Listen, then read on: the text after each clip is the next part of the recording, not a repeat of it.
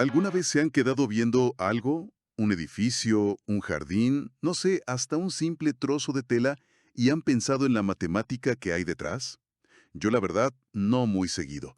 Pero el otro día mi sobrino llegó con su tarea de geometría, de primero de secundaria, y al ver la hoja me di cuenta de una cosa.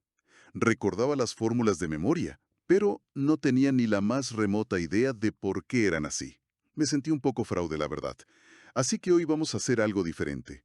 Vamos a analizar a fondo esa sola página. Es de un cuadernillo de actividades, lleno de cuadrados, triángulos, figuras extrañas. La misión es personal. No solo recordar las fórmulas de perímetro y área, sino entenderlas de verdad. Desmenuzar su lógica, para poder explicárselas a mi sobrino, y de paso a mí mismo.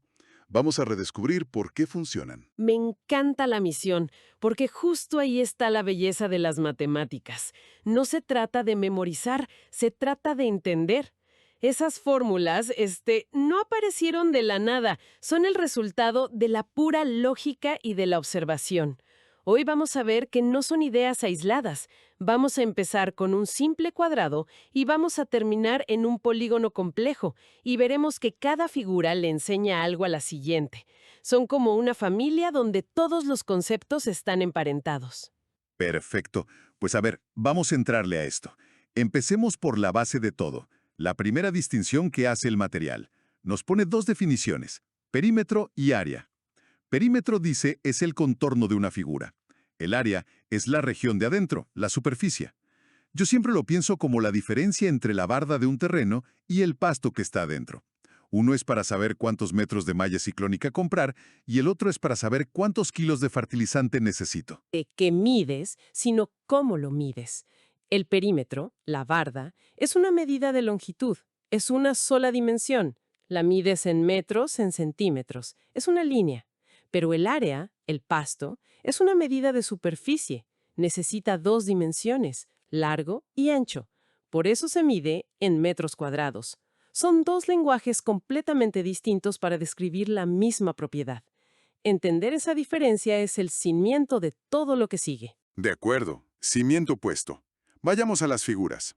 El cuadernillo, muy lógicamente, arranca con lo que vemos hasta en la sopa, el cuadrado y el rectángulo. Para el cuadrado, el perímetro es 4 veces lo que mide un lado, o 4a. El área es lado por lado, a al cuadrado. Para el rectángulo, perímetro es 2 veces la base más 2 veces la altura, 2 multiplicados por b más a. Y el área es base por altura, b por a. Hasta aquí todo bien. Esto es casi intuitivo, de sentido común. Y justo en esa intuición ya está la primera conexión clave. Un cuadrado no es más que un rectángulo VIT, un caso especial donde la base y la altura miden exactamente lo mismo. Pensemos en la fórmula del área del rectángulo, base por altura. Si a la base y a la altura las llamas igual, digamos A, ¿qué te queda? A por A, que es A al cuadrado. La fórmula del cuadrado no es una regla nueva, es una consecuencia de la del rectángulo. Y ese concepto de base por altura es el ladrillo fundamental sobre el que vamos a construir casi todo lo demás. Ok, eso tiene sentido. Un ladrillo fundamental. Pero aquí es donde la cosa, para mí, se empieza a poner rara. El material pasa al rombo y al romboide. A ver, el rombo. El perímetro es 4a, igual que el cuadrado. Lógico, tiene 4 lados iguales. Es como un cuadrado que se recargó para descansar. Pero el área, aquí es donde me perdí. Dice que es la diagonal mayor por la diagonal menor y eso dividido entre 2. D por D sobre 2. ¿Qué? ¿Por qué de repente importan las líneas de adentro y no los lados? Esto ya no se siente nada intuitivo. Es una reacción muy natural porque la fórmula rompe con la idea de lado por lado o base por altura, pero la justificación es increíblemente visual y elegante. A ver, imaginemos tu rombo. Ahora dibuja un rectángulo perfecto alrededor de él, de tal forma que las puntas del rombo toquen justo en la mitad de cada lado del rectángulo. Las diagonales de tu rombo son de hecho la base y la altura de ese rectángulo exterior. A ver, déjame visualizarlo. Tengo el rombo y lo encierro en una caja rectangular. Las diagonales del rombo van de lado a lado de la caja. Ok, ya. El largo de la caja es la diagonal mayor y el ancho es la diagonal menor. Exacto. Ahora, ¿qué ves en las esquinas de esa caja, en el espacio que hay entre el rectángulo y el rombo? Veo 4 triangulitos, uno en cada esquina. ¿Y cómo son esos triángulos comparados con los que forman el rombo por dentro? Espera, son idénticos. El rombo está hecho de 4 triángulos y los huecos que quedan para formar el rectángulo son otros 4 triángulos exactamente iguales. Ah, ya me cayó el 20. El rombo ocupa exactamente la mitad del espacio de esa caja. Por eso se divide entre dos. La caja completa es D por D y el rombo es la mitad. Nunca en mi vida lo había visto así. ¿Ves? No es una fórmula arbitraria. Es una descripción de esa relación espacial. El rombo es, literalmente, medio rectángulo. ¡Wow! Ok, esa revelación me gustó. Ahora, ¿qué pasa con su primo, el romboide? Veo la tabla y me da otra sorpresa. El área es base por altura, B por A. Un momento. ¿Cómo que es la misma fórmula que la del rectángulo? Este está todo chueco, inclinado. Intuitivamente yo sentiría que el espacio que ocupa debería ser distinto. Es más, se me ocurre una objeción. Si está inclinado, ¿por qué no mido ese lado inclinado? Parece más fácil que andar buscando la altura perfectamente vertical. ¿No daría un resultado parecido? Esa es la trampa más común y una pregunta excelente. Si mides el lado inclinado, estarías calculando el área de una figura más grande. La altura tiene que ser perpendicular a 90 grados de la base, porque es lo que define el espacio real que ocupa. Y la razón por la que la fórmula es idéntica a la del rectángulo es otra maravilla visual. Imaginemos el romboide. En uno de los extremos tienes un triangulito que sobra. Sí, el pico que se sale. Ahora imagina que cortas ese triangulito con unas tijeras, siguiendo la línea de la altura. Lo levantas y lo llevas al otro extremo del romboide, donde parece que falta un pedazo. ¿Qué pasa? Encaja. Encaja perfecto. Y lo que queda es Un rectángulo. un rectángulo perfecto. Exacto. No creaste ni destruiste superficie, simplemente la reacomodaste. La fórmula base por altura te está diciendo, no me importa si la figura está inclinada o derechita, mientras la base y la altura total sean las mismas, el área es la misma. Es como reacomodar los muebles en un cuarto. Por más que los muevas, el tamaño del cuarto no cambia. Esa es una idea muy potente, la conservación del área. Ok, el siguiente capítulo en el cuadernillo es el arte de dividir, y empieza con la estrella del show, el triángulo. Su fórmula de área es quizá la más famosa, base por altura sobre 2, va 2. Y aquí viene la pregunta que creo que nos hicimos todos en la escuela. ¿Por qué siempre hay que dividir entre 2? ¿De dónde sale ese sobre 2? La respuesta ya la descubrimos en el segmento anterior, aunque no nos dimos cuenta. No es ninguna coincidencia. Cualquier triángulo que te puedas imaginar, sin importar su forma, es literalmente la mitad de un cuadrilátero. Si tomas el romboide que acabamos de formar y lo partes con una diagonal, ¿qué obtienes? 2 triángulos iguales. Y si partes un rectángulo con una diagonal, ¿qué obtienes? 2 triángulos iguales también, claro. Por eso es sobre 2. El triángulo es, por definición, medio rectángulo o medio romboide. La fórmula no es un invento, es la consecuencia inevitable de esa relación. Entendido. Es la pieza fundamental de las demás. Ahora, el cuadernillo presenta una figura que parece más complicada, el trapecio. La fórmula del área ya se ve más intimidante. B plus B cuadrada A. O sea, sumas la base mayor y la base menor, divides entre 2 y luego multiplicas por la altura. Uf, Parece un trabalenguas, pero lo que hace es muy astuto. Esto plantea una pregunta importante. ¿Cómo simplificamos algo que parece irregular? Un trapecio tiene 2 bases distintas, una larga y una corta. La fórmula, al sumarlas y dividirlas entre 2, lo que está calculando es la base promedio. Es como si dijera, ok, esta figura no es un rectángulo, pero vamos a encontrar una base imaginaria, un promedio de las 2 que tiene, para poder tratarla como si fuera un rectángulo. Ah, o sea, es una especie de truco para convertir mentalmente el trapecio en un rectángulo más manejable.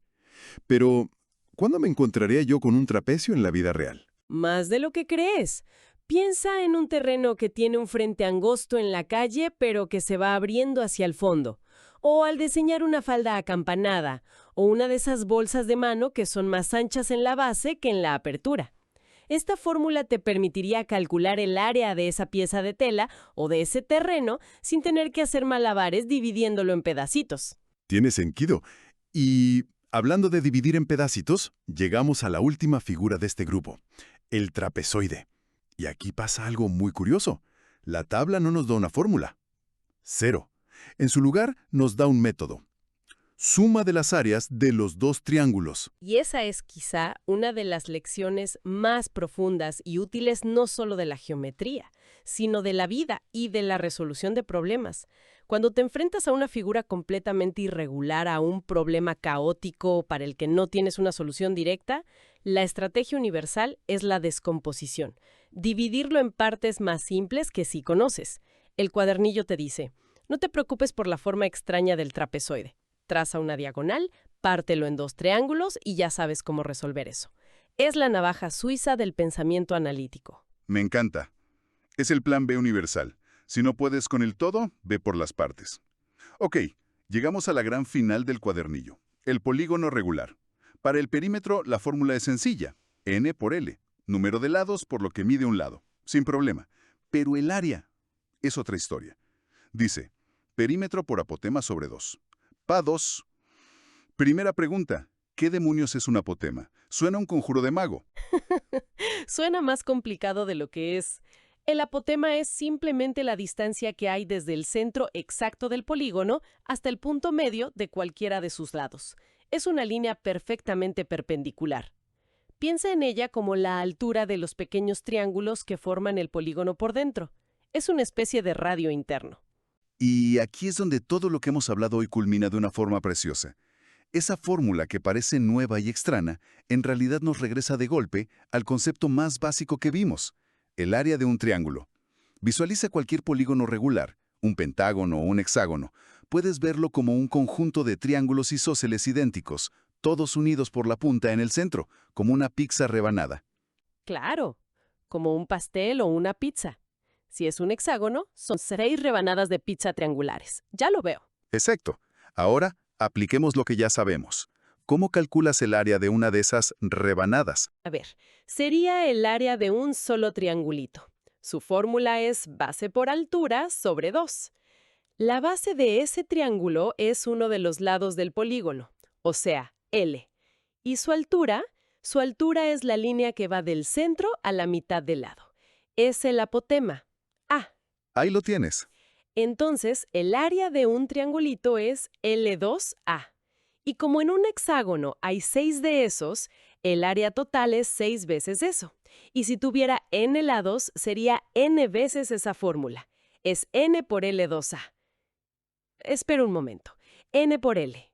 N por L es el número de lados por la longitud del lado. Eso es el perímetro, P. Exactamente. Así que puedes reemplazar n por L con P, y la fórmula se transforma en P por A sobre 2. No es una fórmula nueva, es la suma de las áreas de todos los triángulos que lo componen, escrita de una forma más elegante. Todo regresa al triángulo. Ahora caigo. O sea que toda mi vida vi al polígono regular como una figura nueva y complicada, cuando en realidad solo es un ramo de triángulos. Si me hubieran explicado eso en la secundaria, la fórmula del apotema me habría parecido obvia y lógica, no algo que tenía que memorizar para pasar el examen. Esa es la revelación. La matemática es un lenguaje de relaciones, no una lista de reglas. Entonces, ¿qué significa todo esto? Después de desmenuzar esta simple hoja, me queda clarísimo que estas fórmulas no son hechos aislados, son un tejido de ideas conectadas. Vimos que un romboide es solo un rectángulo que se reacomodó, que un triángulo es la mitad exacta de un rectángulo, y que un polígono elegante no es más que una colección de triángulos. Es increíblemente lógico. Y nos deja con esa herramienta mental tan poderosa que nos enseñó el trapezoide, la descomposición. La habilidad de tomar un problema que parece abrumador y dividirlo en partes que sí podemos manejar es fundamental. Y eso no aplica solo en matemáticas. Es lo que hace un programador con un código complejo, un chef con una receta elaborada, o un estratega con un plan de negocios. Es una forma de pensar. Y para dejar una reflexión final, el cuadernillo al inicio mencionaba 3 conceptos: perímetro, área y volumen. Hoy nos sumergimos por completo en el mundo plano de las 2 dimensiones. ¿Pero qué pasa cuando añadimos la tercera? ¿La profundidad? ¿Cómo se aplican estos mismos principios de relaciones, de reacomodo y de descomposición para entender el espacio dentro de una pirámide, el volumen de una esfera o incluso la forma irregular de una montaña? La lógica que vimos hoy es la llave, pero nos abre una dimensión completamente nueva para explorar. Aprender, disfrutar,